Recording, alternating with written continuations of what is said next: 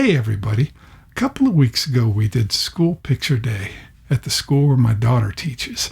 It's a small school. They don't have the funds to be able to bring in a professional photographer for this or service or anything like that. So we all get together, and we've been doing this for about 10 years. We all get together and do photo day for the kids for free. And it's great. Everybody's happy. The kids are happy, and the parents get photos of their children at this important time in their life. Let me show you how I convert the school gym into a photo studio in 1 hour. My daughter always asks me well in advance so I can schedule a day when I can take a half day off from work, and we work out the time so I can show up. I always plan on about 45 minutes of setup time before the actual photo shoot. It's not that complicated, but there's a lot of little things here and there to set up, and you want to be able to dial things in before the kids start coming in. I always ask them to send a couple teenagers out to help me bring my stuff in. Sure beats me hauling everything in myself. I also ask them to set up a folding table in the gym and a couple chairs. That gives me a place to work, and I use one of the chairs for the kids. Something I like about working in the gym is that I don't need to worry about putting lines on the floor with my gaffer's tape. I just have kids make sure their feet are right on the foul line, and we're good to go. I like the gym also because it gives me space to move. A small closed-in place like an office or a small library is a little tight, and if you're using a proper portrait lens, you really need to be far back. Let me tell you about portrait lenses now. If there's one place for you to spend money when you're doing this kind of work, it's going to be on your lens. You want to get a good portrait lens. A portrait lens is a lens that in full frame terms is between 75 and 135 millimeters. What that does is it forces you to stand pretty far back from your subject. All the person's features are going to look more natural because the light is coming almost straight on. When you use a cell phone to take a selfie, the light is coming from angles, and your ear might be hidden behind your cheekbone or something like that. That's why close-up shots with a cell phone have mouse-like features. But for proper portraiture, you really want to stand like 8 feet away from your subject and have a lens that brings them in. And that gives that natural look. Besides making the features look natural, a portrait lens will also improve the bokeh, or however you pronounce that, which is the blurred background. It will help you to separate the subject from the background. Now, you don't have to spend a huge amount of money if you don't have a portrait lens. You can use a zoom lens, zoomed into one of those somewhere in that range, because for the work that we're doing, I'm not going to be using wide open apertures. I don't like using wide open apertures for this setup. The reason is I don't want to have one eye in focus and one eye out of focus. That's really an artistic choice when you're doing like shooting a model or something. But for shooting portraits for a whole bunch of children, I want the whole kid in focus. And the background's going to be a little bit out of focus. So I use typically f4 to f5.6. I don't need to use the wide open apertures to get what I'm trying to do. So you could do that with a decent zoom lens. Your camera's kit lens is probably good enough. Give it a shot. Here's the camera I use. This is a 9-year-old Fujifilm X Pro 2. It's a great camera for what I use it for. This is not a sports photography camera. There's just loads of things this does not do well, but one thing it does very well is portraiture. I also have a good portrait lens on it. This is the Fuji 56mm f1.2 lens. Now, I'm not kidding when I tell you that this lens, if you shoot it wide open at f1.2, it really will have one eye in focus and one eye out of focus. So we aren't going to use that. This 56mm is my favorite lens for these kind of shoots, and that's what we used on this photo day. You always want to bring a backup camera. What happens if this one breaks? Have a second body. If you've got the same kind of camera, that's awesome. But I don't. So what I bring is my X100. This thing is a great camera. It has the same sensor as the X Pro 2. It is of the same vintage, but what it doesn't have is a portrait lens. This is about a 35 millimeter lens in full frame terms. It's not a portrait lens, but in a pinch, this would work. You want to have a backup if your camera fails you. And on top of that, this one helps me because later on, I want to do group shots. And so why don't I just grab this one, which has the wider lens? Bring some extra memory cards, bring extra batteries. I always replace the batteries in my flash units because it's just not worth it to have a problem when you're there at the shoot. I just want to have everything working perfectly. So replace all the batteries you can and then recharge all the others. Have extra batteries for your camera. For the lighting, we're going to do a basic 2-light setup. You can do fancier, and I have done fancier, but for this, it's a whole lot easier to set up just a 2-light setup than to try to do the 3-light. In a 2-light setup, you're going to have a key light, which is a brighter light that is pretty much taking the place of the sun, and then you're going to have a fill light on the other side. So key light, 45 degrees this way and kind of high. A fill light, 45 degrees this way and a little bit lower. And the key light's a stronger light, and the fill light is weaker. The third light in a 3-light setup would typically be a hair light or a rim light that would light up the edge of your hair and make you look really good. That's if you're trying to do a lot of finesse. You're shooting a model or something like that. Then you start doing the 3-light setups or more. But for our purposes, a 2-light setup will do the job. Now there's multiple ways you can light your shot. You can do a natural light.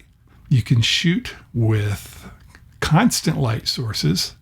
And you can do on-camera flash and off-camera flash. My preference is to use off-camera flash. I like it because flash can put out a lot of power. You can overpower all the ugly light that's in the area. And it's pretty easy to set up, especially on modern digital cameras where you're looking at the back of the camera and you're seeing what's happening in real time. The whole name of the game here is locking everything down. So the off-camera flashes help lock things down by giving me a consistent light temperature and power.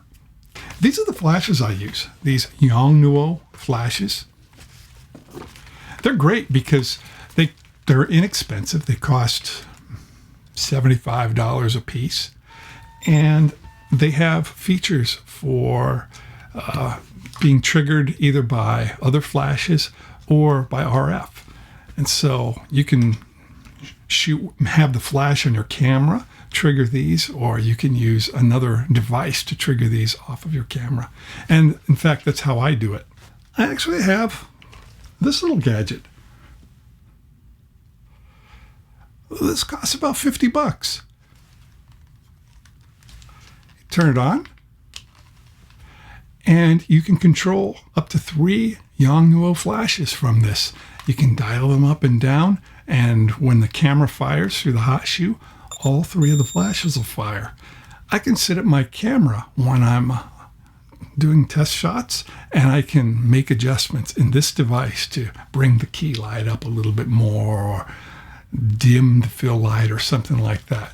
It's a pretty nifty device. So you see right there, 3 flashes plus the controller, not too much money. And that's the name of the game here. We don't want to spend a lot of money on this extra gear that we're only going to use like once a year. Next thing I want to talk about is what you're going to do to modify your light. And the modern way you do that is with soft boxes and things like that. The way I do it is I use umbrellas and light stands. And I buy cheap light stands and cheap umbrellas. Now there's 2 kinds of umbrellas that I typically use. And when you think of umbrellas and portraiture, you typically think of this kind right here. This is has on the inside is Mylar, and it's black on the outside, and you aim the flash in the umbrella, and the umbrella reflects it onto your subject.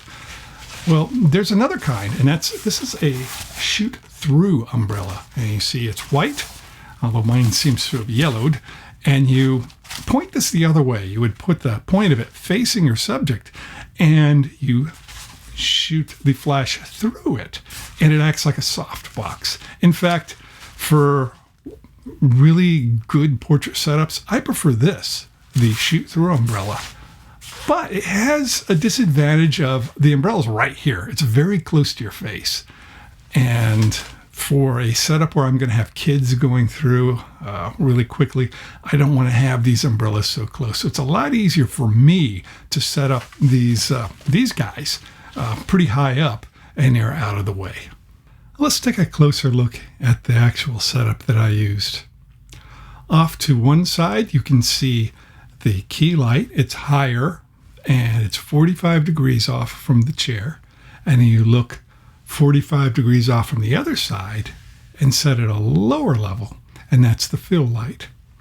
And just following the natural way that you would set those up, with the key light being stronger than the fill light, I actually set the flash manually for 1/8 power on the key light and 1/16 power on the fill light. So my key light was twice as powerful as the fill light. Something else I'll point out, though, is that as you shuffle the lights around, the distance from the umbrella to the person will also affect the power of the light. So if you happen to slide the fill light a little closer, you're actually increasing its power, even if you've reduced the power at the flash.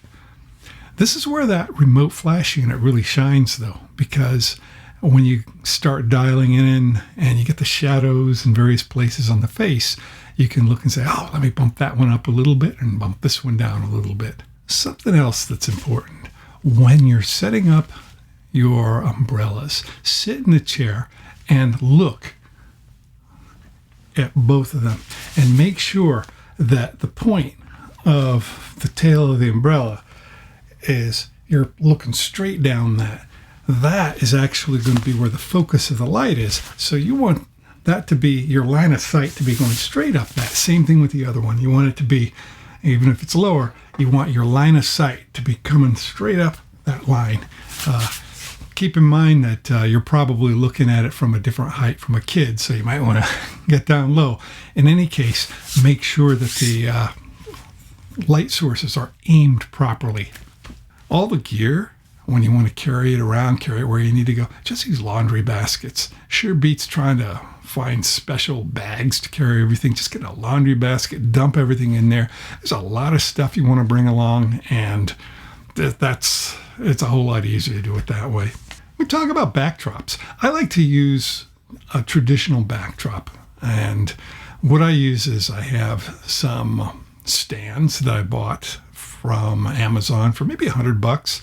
It's just a couple stands with what is the equivalent of like a curtain rod that goes across the top. And you take your backdrop, and let me see, I've got one over here. You take a backdrop like this, traditional kind of tie-dye looking backdrop, and the hem of it, you slide the rod through the hem and hang it up that way. You're going to find that once you get this hanging, there'll be all kinds of creases in here from it being folded up. Secret trick, take a spray bottle with you and just spray down the creases. And as you're setting things up, those creases will just disappear. We're going to set the camera up so that the background is blurred a little bit, so we're not going to see all the detail in this, but it gives a nice, pleasant look. You can get all kinds of crazy backdrops. Some of them I've got some that have like buildings and brick walls and things like that. But for school photo day, this one's all I need. You don't even need to have backdrop stands or anything like that. You can put this on a wall. You can even use like clamps like this to clamp the backdrop to a curtain or something like that. Just make sure you don't have sunlight coming through the curtain from the backside, lighting it up or something. Let me tell you about setting up your camera. The name of the game, again, is locking everything down. We're going to make everything manual. That is how you get a good photo shoot. What we're going to do is we're going to lock the camera into manual mode. We're going to have the manual shutter speed. We're going to have manual ISO, manual aperture, manual white balance. We're just going to lock everything down with the singular exception of the focus. We'll set the camera up so that it will autofocus on the eyes if possible. But everything else we're going to lock down. That way, we know that every photo is going to be properly exposed. We're going to lock down the flash. We're not going to use TTL flash. We're going to just dial in the power using this thing. And you can go up to each flash individually, but we're going to set it like 1/8 over here and maybe 1/4 over here. I typically set my key light to be twice the power of my fill light. And there's other combinations that you can do, but that's the way I do it. And then I start dialing it in from there. Let's start by setting the camera to the base ISO, whatever your base ISO is, and that's going to be, for me, on this camera, it's ISO 200.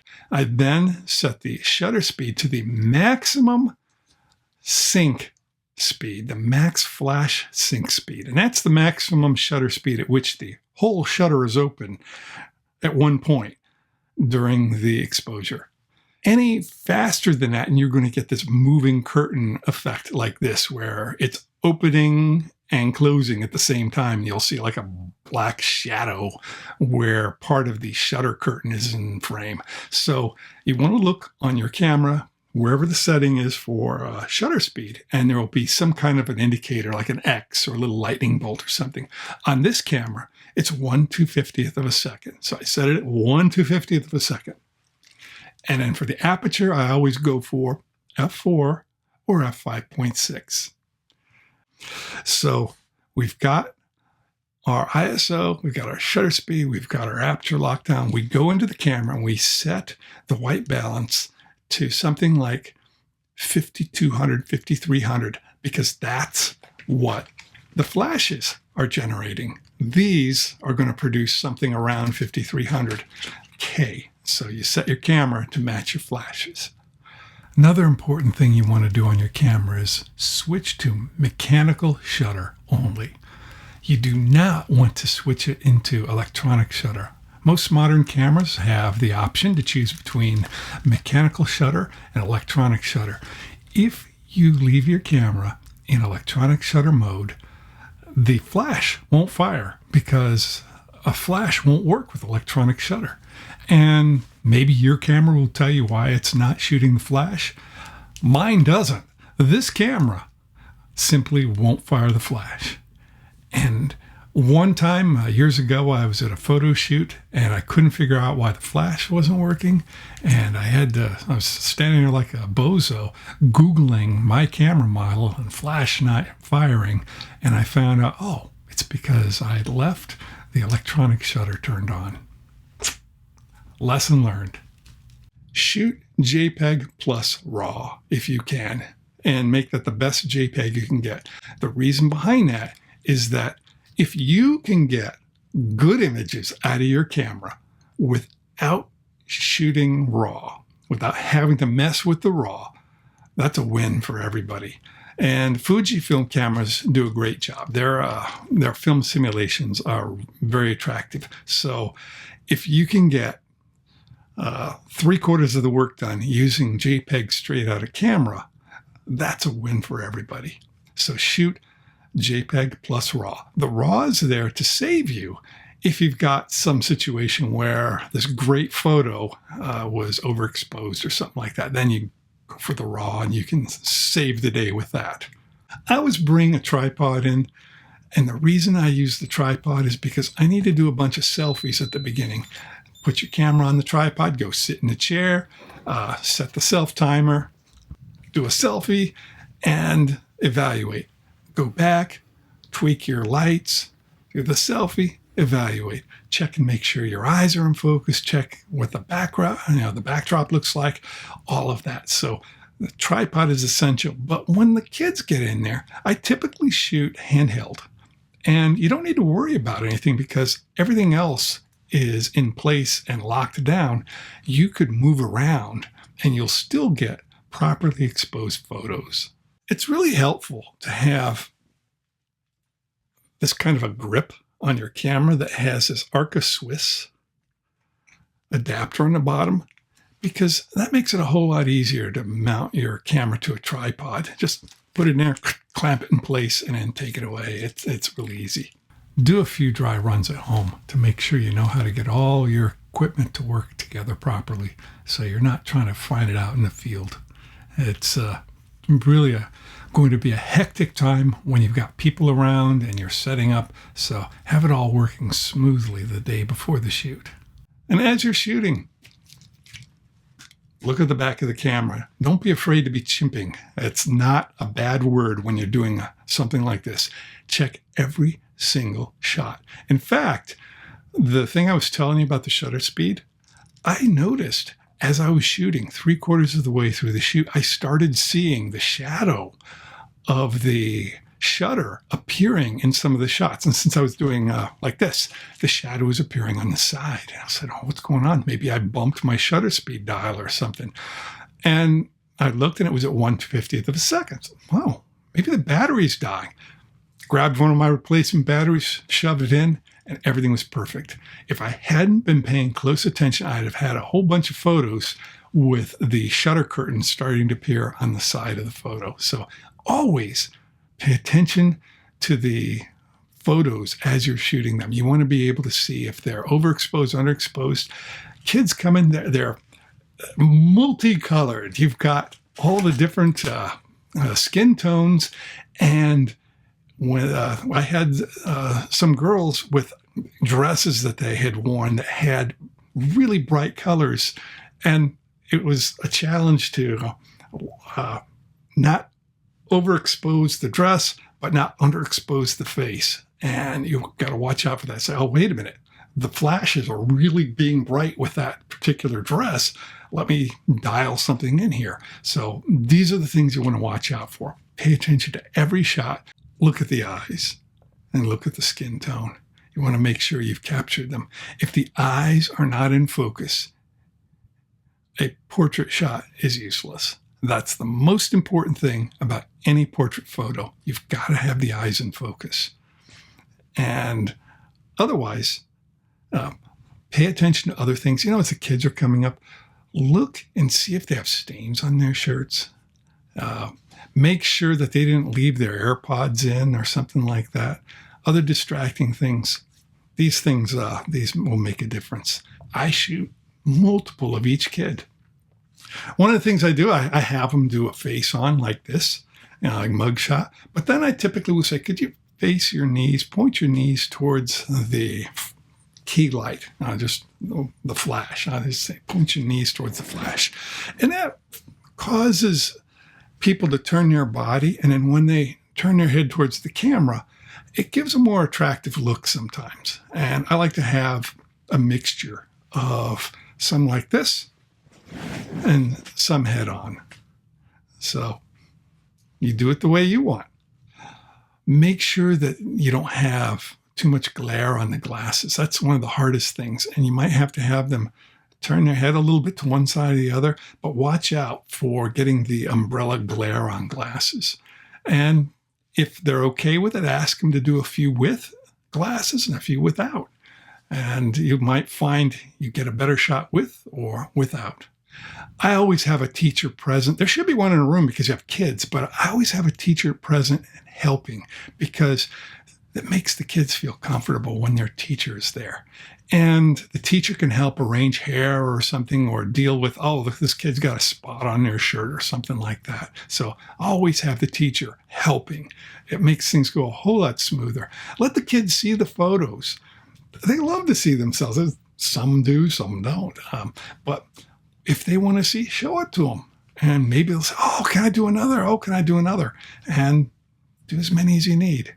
The cool thing is, though, there's so many different personalities. You'll get everything from the shy kid who doesn't want his picture taken to the class clown and the diva, and you get everything. And it's just fun. Everybody has a great time. Enjoy the day.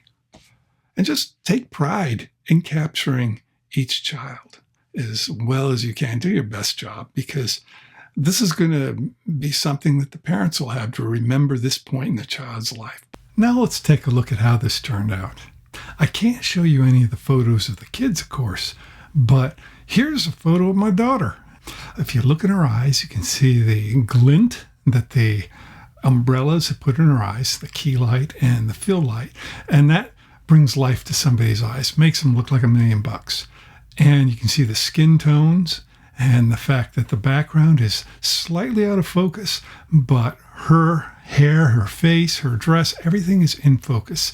And I've captured all the colors, and she was happy with this photo. And here's a photo of the principal. And you can see the same thing. We got the beautiful skin tone. We got the little glint in her eyes, and we've got her outfit looking good. These are the things you want to look for. And I probably shot maybe 4 or 5 shots of each of them. And of course, with them, I had them choose their own photos. When I finish everything up, and I pack it all up and I head home, there's one last thing I need to do. I need to make sure I have a trusted insider at the school. I do not want to have the final word on which of the many photos I shot is the one that gets used.